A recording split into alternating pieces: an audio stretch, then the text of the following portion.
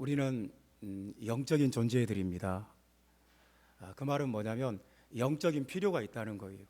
그러니까 우리는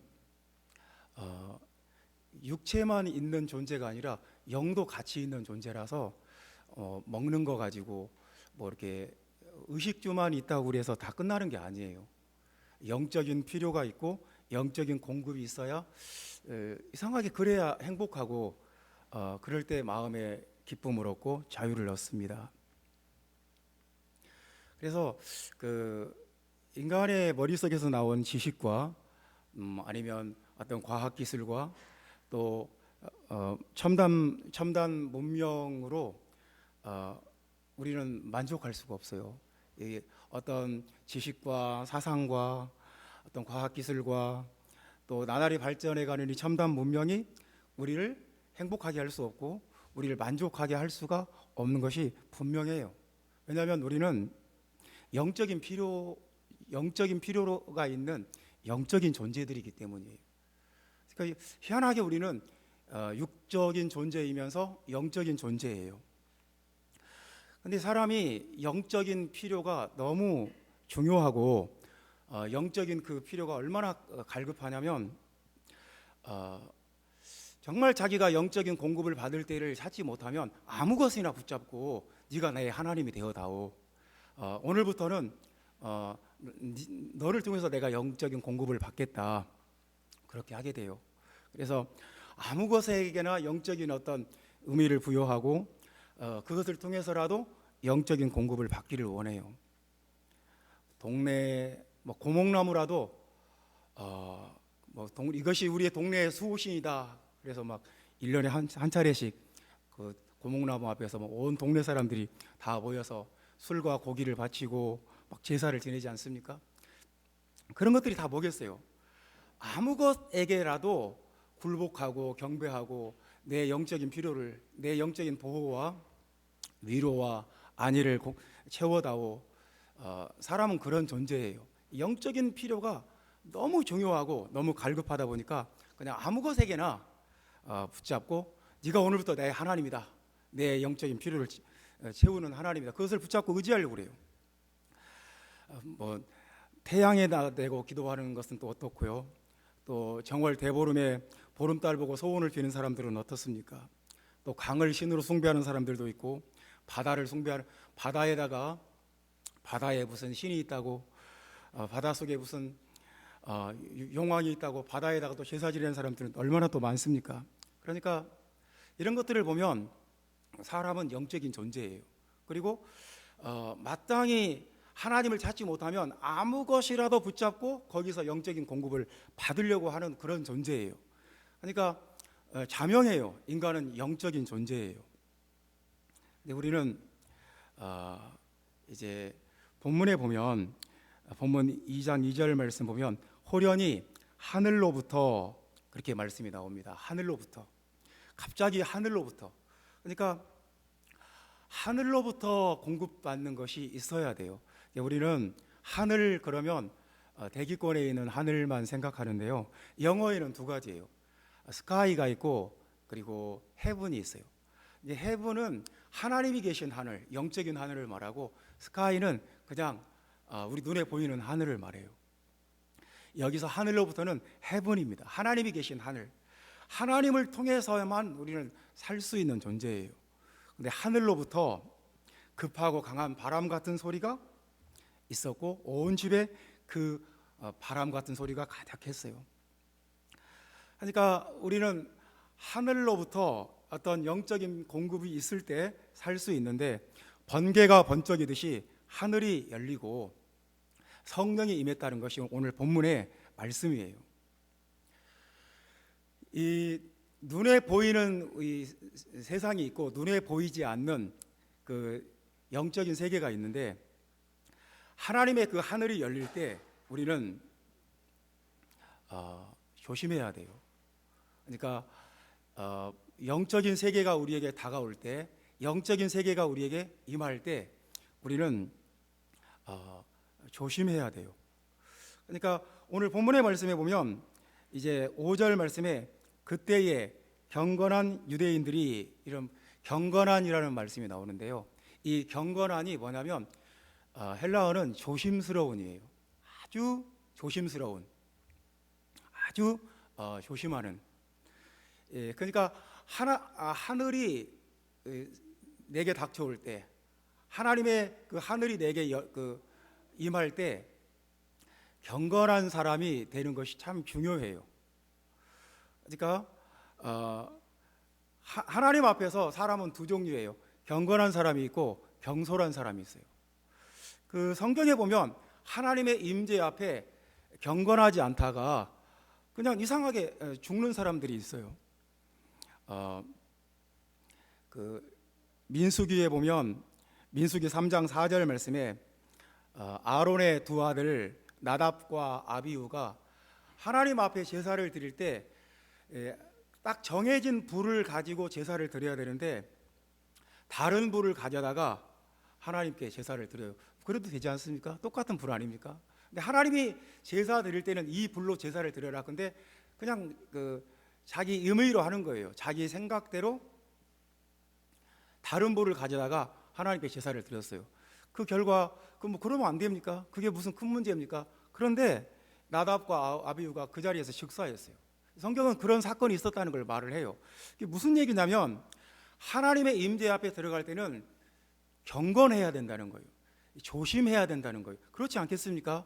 왕이 지금 행차하면 그 앞에서 조심하지 않을 수 있겠습니까? 지금 왕이 대로에 행차하신다. 그러면 모두가 숨을 죽이고 머리를 숙이고 좀 조심하지 않겠습니까? 그게 당연하지 않습니까? 하나님이 우리 앞에 임재했으면 우리가 모두 조심하고 두려워 떠는 것이 마땅하지 않습니까? 그래서 본문에도 보면 이제 하나님의 임재 앞에 경건한 사람이 있고 아주 경솔한 사람이 있어요. 그 13절 보면 또 어떤 이들은 조롱하여 이르되 그들이 새 술에 취하였다 하더라. 어떤 이들은 조롱합니다. 이건 뭐 사람들이 술 취해서 아주 히스테리컬한 어떤 증상을 보이는 것이다. 그 분명히 지금 성경에 예언된 하나님의 임재의 놀라운 사건인데 그럼에도 불구하고 하나님의 임재 앞에 경솔하게 하는 거죠. 이런 것들이 성경에서는 참 문제가 되는 거예요. 그래서 하나님이 우리에게 하늘로부터 하나님의 임재가 우리에게 왔을 때 우리는 경건한 사람이 되어야 돼요. 두렵고 조심하고 삼가는 마음과 태도가 우리에게 필요한 거예요. 오늘 사도행전 2장 1절부터 13절까지 이 핵심적인 내용은 뭐냐면 그렇게 우리가 원하고 간절히 기대했던 하늘이 우리에게 열리고 하늘이 우리에게 임했다는 거예요. 하늘이 땅에 임했다는 거예요. 이게 근데 사실 성경 전체에 굉장히 핵심적인 내용이에요. 그러니까 하늘이 열리고 그 하늘이 땅에 임한다. 구약 성경에는 그런 사건들이 많아요. 근데 뭐 야곱이 꿈을 꾸다가 사닥다리가 하늘과 땅에 이어져 있었고 하나님의 사자들이 부지런히 오르락 내리락 하는 걸 보았고 그게 하늘과 땅이 연결된 거예요. 보이는 세계와 보이지 않는 세계가 연결된 거예요. 근데 하늘과 땅이 연결된 하늘이 땅에 임한 가장 대표적인 사건이 뭐냐면 시내산 사건이에요. 그러니까 성경에 수도 없이 많은 사건들이 있어요. 그런데 시내산 사건이 가장 대표적이에요. 시내산에 하나님의 영광이 가득하고 영광의 구름이 가득하고 하늘에 무슨 불이 붙는 것 같고 모세가 40주 40야를 그 산속에서 하나님께 율법과 십계명과 돌판을 받아왔어요. 이게 성경에서 이제 가장 대표적인 사건인데 이제 좀 생각을 해봅시다. 이게 지금 오늘 본문과 그 사건이 이 본문하고 긴밀하게 연결이 돼요. 왜 그러냐면 이스라엘 백성들이 출애굽하고 한 50일 지났을 때 시내산에 도착을 했어요. 그리고 그 시내산에서 하나님의 율법이 임했어요. 하나님의 말씀을 받았어요. 지금 본문에 보면 2장 1절 말씀에 보면 오순절 날이 이미 이름에 그렇게 말씀합니다. 오순절 날이 이미 이름에. 그러니까 오순절은 뭐냐면 50일째 되는 날 그런 뜻이에요. 이스라엘 백성들이 출애굽에서 50일째 되는 날 시내산에서 말씀을 받았어요. 그래서 지금 이 오순절 날을 강조하는 것은 그런 구약의 전통과 연결되는 거예요. 그래서 모세를 통해서 50일째 되는 날 말씀을 받은 것처럼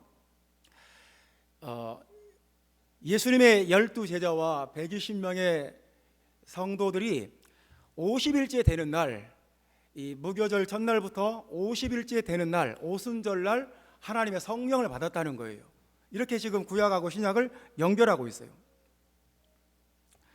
그래서 구약 때는 하나님께서 돌판에 말씀을 새겨주셨지만 이 신약 때는 지금 교회 시대에는 우리 각자의 마음속에 성령을 부어주셔서 우리 마음속에 하나님의 말씀을 새겨주신다는 거예요.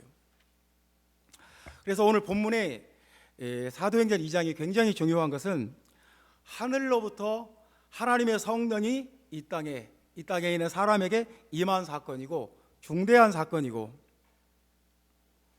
그래서 시내산에 하나님의 말씀이 임한 사건, 출애굽기에서 굉장히 길게 다루지 않습니까?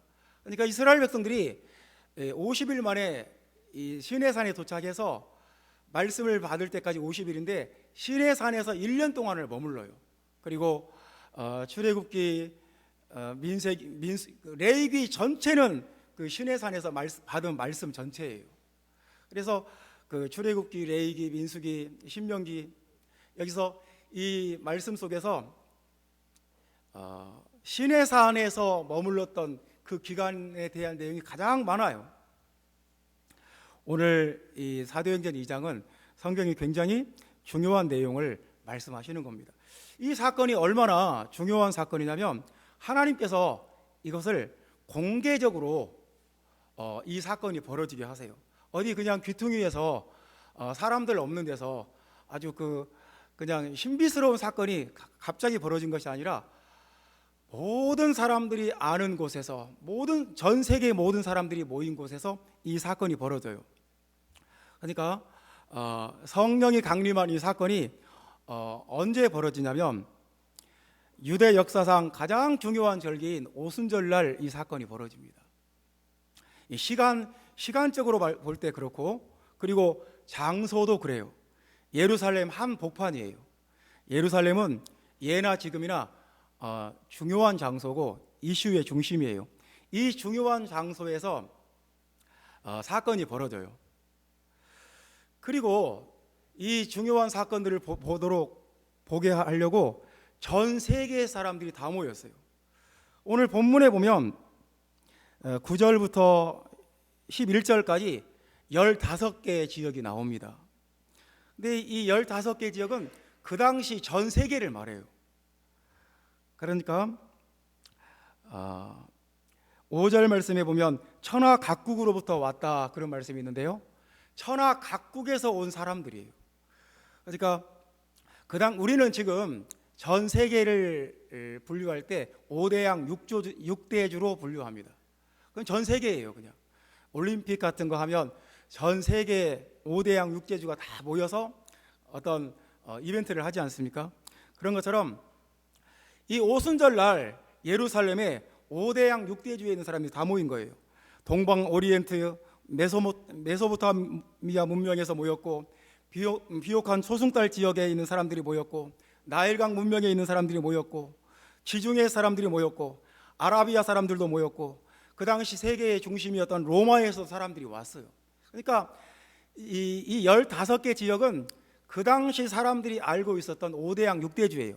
전 세계 그 사람들이 알고 있었던 지리적인 지식의 전부예요. 그러니까 천하 각국에 있는 사람들이 다 모였어요. 그날 그런 상황에서 하나님께서 이 사건을, 이 오순절날 사건, 성령 강림의 사건을 보여주시는 거예요.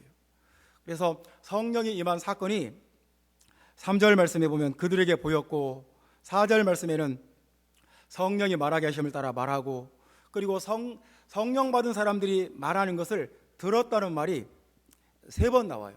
그러니까 전 세계에서 모인 사람들이 이 사건의 시청자가 된 거예요. 하나님께서 라이브로 이 사건을 일으키셨고 보고 듣게 하셨어요. 성령의 시대는, 그러니까 이제 하나님께서 이 본문에서 하시는 말씀이 뭐냐면, 이제 성령의 시대가 되었고 이제 교회 시대가 개막되었다는 거예요. 이제는 새로운 시대, 그러니까 하나님의 성령이 임하는 시대예요. 누구나 성령을 받을 수 있는 시대고, 더 중요한 건 뭐냐면 성령이 없으면 안 되는 시대예요. 성령이 없으면 아무것도 할 수 없는 시대. 그래서 베드로도 이렇게 말해요. 금과 은은 내게 없지만 나에게는 예수 이름으로 해서 나오는 성령의 능력과 권능이 있다. 그것을 주장합니다. 사도 바울도 그렇게 말합니다. 내가 내 말과 내 논리와 내 지혜의 아름다운 것으로 하지 않고 이제는 성령의 능력과 성령의 나타남으로 하겠다. 그래서 이제 이 시대는 성령의 시대고, 성령을 통해서 하나님의 능력과 역사가 나타나는 시대고, 성령께서 주도권을 가지고 이끌어가는 시대예요. 그래서 하늘이 열리고 하늘로부터 성령이 임하는 시대, 이 시대는 우리 모두가 이제 하나님의 성령의 임재와 그 인도하심을 받는 그 시대가 된 거예요. 그래서 이 시대는 성령이 없으면 아무것도 아니에요. 이 시대에는 성령이 없으면 제대로 살 수가 없어요. 정말 여러분들이 만족하고 행복하고 정말 영적인 삶을 살기 원한다면 성령을 받아야 돼요. 성령이 있어야 돼요.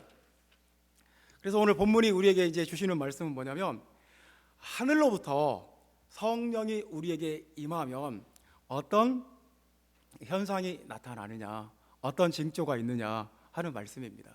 성령이 우리에게 임하면 성령이 나에게 임했구나, 어떻게 알 수 있느냐, 그 3가지를 말씀을 했습니다. 첫 번째 말씀은 2절 말씀에, 우리 2절 말씀 다 같이 읽어봅시다. 호련히 하늘로부터 급하고 강한 바람 같은 소리가 있어 그들이 앉은 온 집에 가득하며. 첫 번째 말씀입니다. 급하고 강한 바람 같은 소리가 났다. 아주 급하고 강한 바람. 이제 우리가 이제 구약 성경을 우리가 이래서 알아야 되는데요. 이런 것들이 다 구약과 관련이 있어요. 그냥 맥락 없이 나오는 말씀들이 아니고 급하고 강한 바람. 이 구약에서 하나님의 임재가 있을 때는 반드시 바람이 나와요. 열왕기상 19장 11절 말씀에 엘리야가 하나님의 그 임재 가운데 섰는데 여호와께서 이렇게 말씀합니다. 여호와께서 지나가시는데 여호와의 앞에 크고 강한 바람이 산을 가르고 바위를 부수나. 그러니까 하나님의 임재 앞에 섰는데 갑자기 크고 강한 바람이 막 산을 막 갈라버리는 거예요. 그리고 얼마나 바람이 센지 바람을 막 바위를 부숴버리는 바람이 나타났어요. 엘리야가 내가 하나님의 임재 앞에 섰구나, 내가 하나님의 임재 가운데 있구나, 그걸 느껴요. 깨달아요. 시편 104편 4절 말씀에는 하나님은 바람으로 자기 사자를 삼으시며 화염으로 자기 사역자를 삼으시며. 그러니까 하나님이 나타나기 전에는 하나님의 그 사역자들이 바람으로 나타나서 막 먼저 하나님 앞서 나타난다는 거예요. 요한복음 3장 8절에는 예수님이 이렇게 말씀하십니다. 물과 성령으로 거듭나라, 이 말씀을 하시면서 이 한마디를 덧붙여요. 바람이 임의로 불림에 내가 그 소리를 들어도 어디서 오며 어디로 가는지 알지 못하나니 성령으로 난 사람은 다 이러하니라. 그러니까 성령이 임할 때는, 하나님의 영이 우리에게 임할 때는 바람처럼 오신다는 거예요. 바람이 쫙 부는 것처럼 어떤 그 바람이 내 피부로 느낄 수 있는 바람일 수도 있겠고, 내 어떤 영과 혼으로 느낄 수 있는 바람일 수도 있어요. 어쨌거나 바람이 확 불어온다는 거예요. 그러니까 하나님의 성령이 임하면 그 자리가 어떤 바람이 불어요. 그래서 우리가 경포대 해변가에 있다고 합시다. 그러면 시원한 바람이 불어오겠죠. 마찬가지예요. 우리가 있는 곳에 성령이 역사하면 모두가 시원하고 어떤 신선함을 느껴요. 근데 성령이 역사하지 않는 곳에 있으면 답답하고 무겁고 힘들어요. 마치 깊은 지하실, 공기도 없고 햇빛도 통하지 않고 아주 바퀴벌레 버글거리고, 그리고 쥐나 살 수 있는 그런 그 환기가 안 되는 깊은 지하에 있다고 합시다. 답답하겠죠. 햇빛도 없고 힘들겠죠. 그러니까 성령이 있을 때와 없을 때 차이가 그거예요. 성령이 있으면 이상하게 마음이 신선하고 몸과 마음이 가볍고 기뻐요. 근데 성령의 역사가 없으면 이상하게 답답해요. 무겁고 힘들어요. 그냥 왠지 모르지만 답답해요. 힘들어요. 그래서 성령의 바람이 불어올 때, 성령의 임재가 있을 때 우리는 그것을 빨리 알아채요. 왜냐하면 그 차이가 어마어마하거든요. 우리는 성령이 너무너무 성경이 중요하기 때문에 그 성령에 대한 은유가 성경에 많이 있어요. 본문에는 성령은 바람과 같다. 성령은 바람에 비유했지 않습니까? 그리고 또 성령을 생수에다가도 비유해요. 성령의 생수. 그리고 성령의 기름에다가도 비유를 합니다. 성령의 기름. 그러니까 이제 어떤 비유를 할 때 성령의 속성을 나타내기 때문에 비유가 참 중요합니다. 이제 우리가 이렇게 한번 좀 더 생각해 봅시다. 성령을 바람에다 비유했어요. 바람은 기체잖아요. 날아다니는 기체, 공기. 그리고 성령의 생수에다 비유를 했어요. 성령은 액체예요. 흘러가는 액체. 성령을 기름에다 비유했어요. 기름도 액체죠. 흘러가는 거예요. 그러니까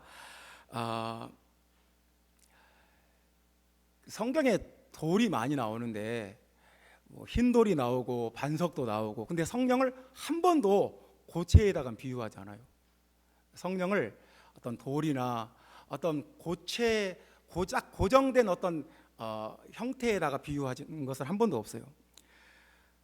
제 성령은 바람과 같은, 가벼운 바람과 같은 공기처럼 흐르는 속성이 있고, 성령은 생수처럼 우리에게 시원함을 주는 생명수의 영이고, 그리고 성령은 기름처럼 흘러가요. 그래서 우리의 아픔과 우리의 그 어떤 병든 것을 싹 치유하는 그런 역사가 있어요. 이제 이걸 생각해 보면 우리가 뭘 알 수 있냐면, 하나님의 성령은 마음이 바람 같은 사람에게 역사를 해요. 그리고 하나님의 성령은 마음이 액체 같은 사람에게 역사를 해요. 하나님의 성령이 뭔가 자기 생각과 자기 어떤 사고방식으로 딱 틀이 굳어진 사람에게는 하나님의 성령이 역사를 못해요.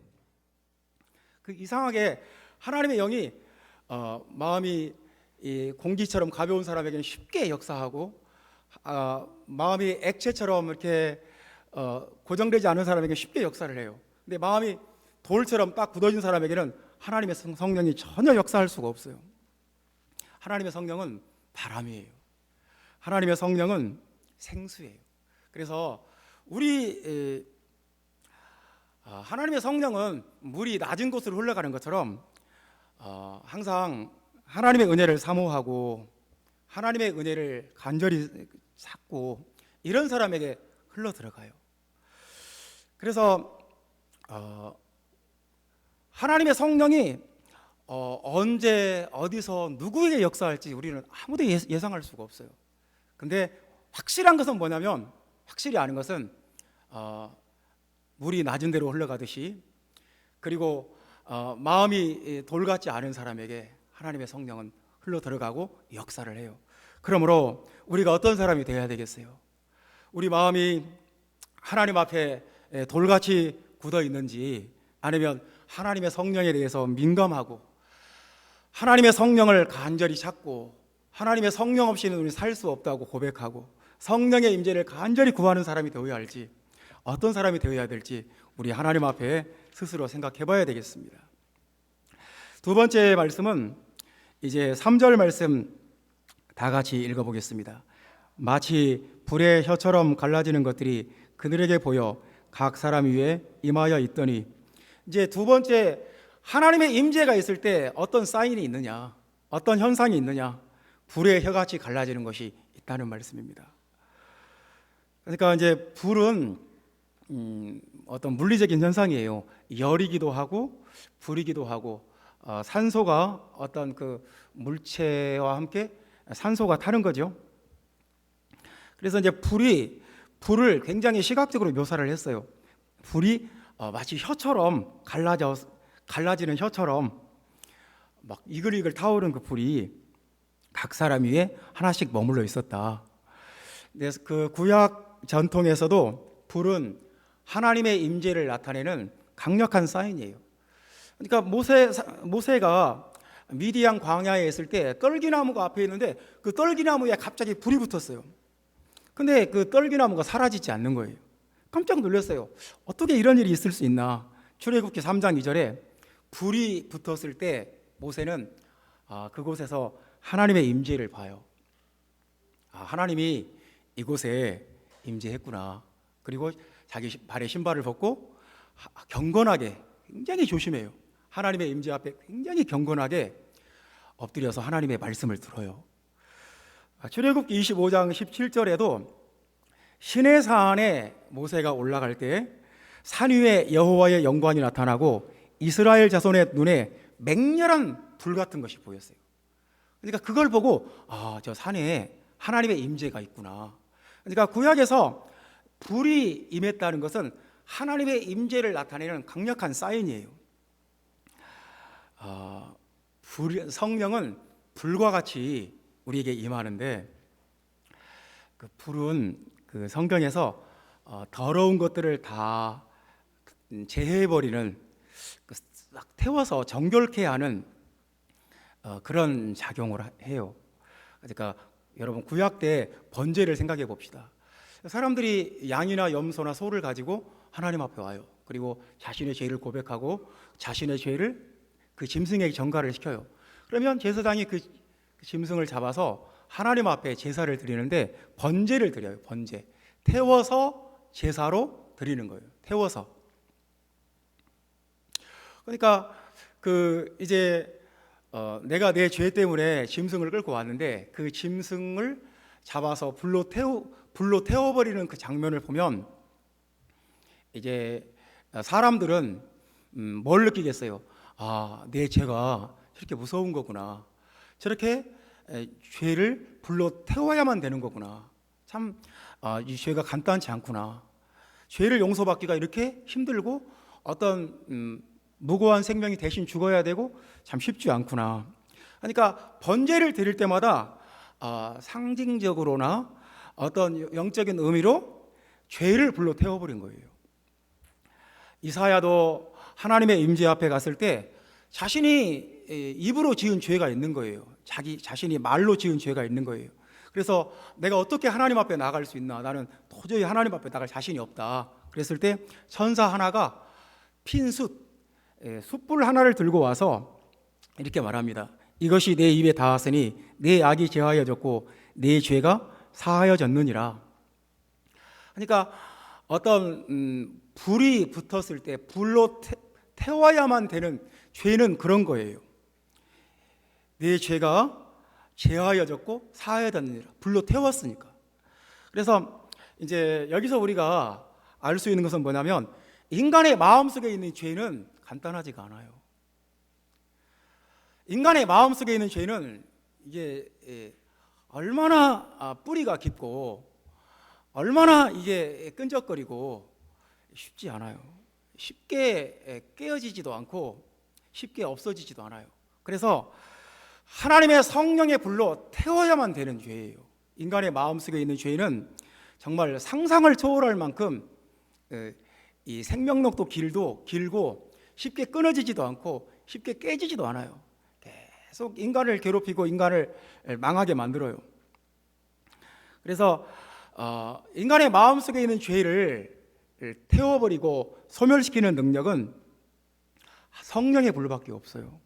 히브리서 12장 29절 말씀에 보면 우리 하나님은 소멸하는 불이심이라 이렇게 말합니다. 하나님의 성령의 불이 우리에게 임할 때만 우리 마음속에 있는 모든 죄가 다 사라지고 소멸되고 없어지는 역사가 있어요. 인간의 죄는 그렇게 간단하지가 않아요. 그래서 이제 우리가 살 수 있는 길은 뭐냐면 계속 성령을 받고 성령의 능력으로 성령의 불이 와서 우리를 한 번씩 탁 태우고 정화를 해야 돼요. 그 시골 할머니들이 된장 담글 때 이 오래된 장독을 뭐 어떻게 소독을 한번 해야 되지 않습니까? 그 안에 오래됐으니까 뭐 이물질들이 있을 수도 있고 세균들이 번식할 수도 있고 소독을 하는데 뭘로 소독합니까? 뭐 소독약으로 막 유한락스로 막 닦아버립니까? 그러지 않고 지푸라기에 불을 붙여서 그 독 안에 그 불을 집어 던져 넣어요. 그러면 불로 그 안에 있는 모든 그 잡균들과 세균들이 싹 타서 깨끗해지는 거예요. 마찬가지예요. 우리 질그릇 같은 우리 속에 있는 악한 죄, 물로 씻어도 없어지지 않는 죄, 이 죄는 성령의 불로 태우는 수밖에 없어요.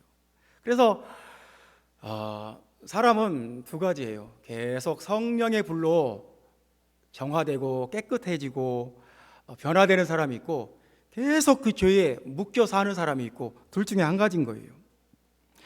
하나님의 성령이 우리에게 임하면 성령은 불이에요. 모든 것을 태우고 정결케 하고 깨끗하게 만드는 불이에요. 우리 속에 있는 죄와 악을 태우고 소멸하는 능력이 나타나요. 이 성령이 지금 이 자리에 있고 지금 여러분 가운데 역사하고 있고 이 성령을 여러분 마음속에 간절한 마음으로 찾고 사모하고 받으시기를 주님의 이름으로 축원합니다. 세 번째 말씀입니다. 성령이 임하면 어떤 현상이 있느냐? 방언을 말한다 그렇게 말씀합니다. 우리 4절 말씀 다 같이 읽어봅시다. 그들이 다 성령의 충만함을 받고 성령이 말하게 하심을 따라 다른 언어들로 말하기를 시작하니라. 성령이 임하고 이제 성령이 충만하면 이제 다른 언어를 말한다고 했는데요. 이 다른 언어는 이제 방언을 의미하고요. 이제 무슨 뜻이냐면 이제 이 방언의 뜻이 뭐냐면 원래 이제 그 방언은 사투리를 말합니다. 그러니까 저도 국어국문학과 다닐 때 방언학이라는 과목이 따로 있어요. 방언학. 그래서 그 방언학을 공부할 때는 이 그 시골 동네 녹음기 들고 시골 동네 할머니 할아버지들 만나서 딱 녹음을 해요. 그 할머니들에게 옛날 쓰던 그 방언들이 뭐가 남아 있나 그런 것들을 발굴하기 위해서 막 찾아다니면서 이제 그런 조사를 해요. 이게 방언학인데 여기서 말하는 방언은 이제 하나님이 말하게 하시는 언어. 이제 하나님이 그래서 이제 그 본문에 보면 성령이 말하게 하심을 따라 이게 뭐냐면 이 헬라어에는 디도미예요. 디도미. 성령이 주시는 언어 그 말이에요. 성령이 주시는 말. 그래서 우리가 방언을 말할 때 나도 신기해요. 기도할 때 방언을 하면 참 내 자신도 내가 방언을 하는구나. 그냥 그것이 참 신기하게 느껴져요. 왜냐하면 내가 어떻게 이 특정한 외국어를 이렇게 자유자재로 할 수 있을까? 한 번도 이게 어느 나라 말인지도 모르고 어떤 말인지도 몰라요. 어떤 뜻인지도 몰라요. 근데 내 어떤 그 발음 기관이 순간적으로 확 바뀌면서 한 번도 내가 듣지도 않았고 배우지도 않은 그 외국어를 자유자재로 하는 거예요. 깜짝 놀래요. 여러분 우리가 영어를 배울 때 가장 어려운 것이 발음이에요.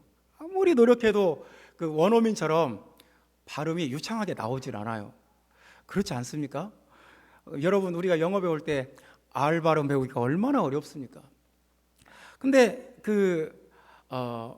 외국어를 배우지도 않았고 듣지도 않았고 한 번도 접해보지 않은 외국어를 자유자재로 막 기도할 때 한단 말이에요. 그러면 이게 참 이게 놀랍지 않고 이게 영적인 현상이 아니고 뭐겠어요?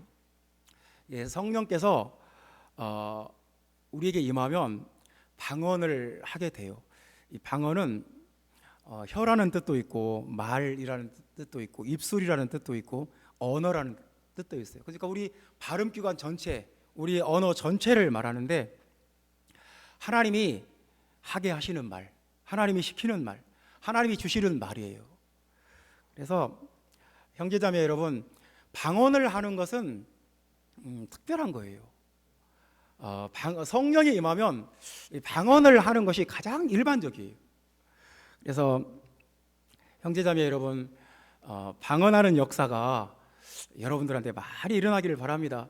이 교회에서 예배 때 합심으로 기도합시다 할 때 방언으로 기도하면 왠지 그곳에 하나님의 임재가 강력하게 느껴져요. 하나님의 임재가 강력하다는 것을 느끼게 되고 체험하게 돼요. 할렐루야. 그래서 나는 그 예배 시간에 기도할 때 방언 소리가 막 많이 나왔으면 좋겠어요. 그러면 온 교회가 방언으로 기도할 때 마귀가 두려워 떨고 있는 것이 보여요. 온 교회가 막 방언으로 강력하게 기도하면 마귀가 두려워하고 떨고 물러가는 것이 느껴져요. 교회 뒤에 우리 교회 바로 뒷동네가 있지 않습니까? 근데 어느 날 보니까 무슨 그 깃발이 하나 섰어요. 그 무당집이 생긴 거예요. 막 무당집에는 막 대나무 깃발 높이 세워놓고 막 무슨 막 그 깃발도 하고 무슨 막 뭘 달아놓잖아요. 바로 교회 바로 뒷집에 생긴 거예요. 그 기분이 안 좋더라고요. 왜 교회 바로 뒤에 저런 것이 생겼나? 그래서 가서 뭐 싸우겠어요, 어쩌겠어요. 뭐 이 동네에서 나가라고 할 수도 없고. 그래서 예배 시간에 여기서 계속 방언으로 기도하는 거죠. 기도할 때마다 방언으로 강력하게 기도하는 거죠. 어느 날 보니까 그 깃발이 없어져 버렸어요. 그래서 방언으로 기도하는 것이 굉장히 능력이 있어요. 방언으로 기도하면 어떤 흑암의 권세가 두려워 떠는 역사가 있어요. 그러니까 그 성령이 우리에게 임하면 우리가 알지 못하는 어떤 영적인 능력과 권능이 우리에게 생겨요. 사랑하는 형제자매 여러분, 그 성령을 충만히 받고 방언을 하는 것은 참 놀라운 일이에요. 그래서 사도 바울도 자기가 방언을 많이 말한다고 했고, 그리고 자기가 방언을 많이 하는 것에 대해서 하나님께 감사한다고 그랬어요. 방언을 말하면 이런 효과가 있어요. 자기의 덕을 세운다. 우리는 마음이 힘들어요. 몸이 힘든 게 아니라 마음이 힘들어요. 그래서 자주 마음이 주저앉아요. 마음이 힘들고 마음이 힘들면 몸도 힘들고 그래서 힘들어요. 그래서 주저앉아요. 쓰러져요. 근데 자기의 덕을 세운다는 말은 뭐냐면 이렇게 세운다는 말이에요. 내가 너무 힘들고 스트레스 받고 정말 억울하고 답답하고 그래서 쓰러져 버렸어요. 근데 방언을 말하면 자기의 덕을 세운다. 다시 일으켜 세운다. 그렇게 말씀합니다. 그리고 방언을 말하면 오늘 본문 11절 말씀에는 하나님의 큰 일을 말한다고 그랬어요. 그러니까 우리가 방언을 말할 때 하나님이 어떻게 역사할 거고 하나님의 뜻이 어떻게 나타날 거고 하나님의 영광이 어떻게 나타날 것인지를 말한다는 거예요. 그리고 사도행전 10장 46절에는 방언을 말할 때 하나님을 높인다고 그랬어요. 우리가 방언으로 막 기도하고 방언을 말할 때 하나님을 계속 높이는 거예요. 예수 그리스도가 왕이시라고, 예수 그리스도가 천지 만물을 창조하신 하나님이라고 막 고백하는 거예요. 그리고 로마서 14장 11절에는 우리가 방언을 말할 때 하나님을 높인다고 그랬어요. 그리고 고린도전서 14장 14절에는 방언으로 기도할 때 내 영이 기도한다고 그랬어요. 내 마음이 기도하는 것이 아니라 내 영이 하나님께 기도한다. 그리고 고린도전서 12장 3절에는 방언으로 성령으로 기도할 때 예수를 주로 고백한다, 그런 말씀도 있습니다. 그래서 방언은 하나님의 임재의 강력한 사인이에요. 개인의 영혼을 회복시키고 치유하는 능력이 있어요. 방언은 흑암의 권세를 대적하는 강력한 기도가 돼요. 그래서 방언을 할 때 우리의 영적인 상황이 확 바뀌어요. 방언을 할 때 우리의 인격과 우리의 성품과 우리의 말과 모든 것들이 다 바뀌는 역사가 있어요. 할렐루야. 그래서 오늘 이제 하늘이 열리고 하나님의 임재가 땅에 임하는 사건, 오순절 성령 강림의 사건이 오늘 본문의 말씀인데, 이것보다 중요한 것이 어디 있겠습니까? 하나님이 우리에게 임해야 되지 않겠습니까? 하나님이 우리에게 임하지 않으면 결국 우리는 마귀가, 흑암의 권세가, 세상 사탄의 영이 우리에게 틈탈 수밖에 없어요. 그러니까 하나님의 성령의 충만함을 받든지 아니면 귀신에게 충만해져 있든지 둘 중에 한 가지인데, 우리가 어떻게 해야 되겠어요? 그렇다면 우리가 하나님이 나에게 임재했다는 것을, 하나님이 우리 교회에 임재했다는 것을 우리가 어떻게 알 수 있습니까? 급하고 강한 바람이 불어요. 아주 시원하고 신선하고 마음에 기쁘고 감사가 넘치고 이런 바람이 불어요. 답답하고 무겁고 힘들고 그런 게 아니에요. 불의 역사가 있어요. 성령의 강력한 불이 와서 우리 속에 있는 온갖 죄의 뿌리와 죄의 더러운 것들을, 모든 악을 싹 소멸하는 능력이 나타나요. 그걸 자기가 알아요. 내가 이거 지긋지긋하게 끊어지지 않는 이것, 성령 받으니까 끊어져 버리는구나, 성령 충만 받으니까 끊어지는구나, 그걸 체험하게 돼요. 성령이 나에게 임하면 방언을 말하게 돼요. 방언을 말하는 것은 나에게 특별한 권능이 주어진 거고, 영적 권세가 주어진 거고, 흑암의 권세와 맞서 싸울 수 있는 위대한 능력이, 놀라운 능력이 나에게 주어진 거예요.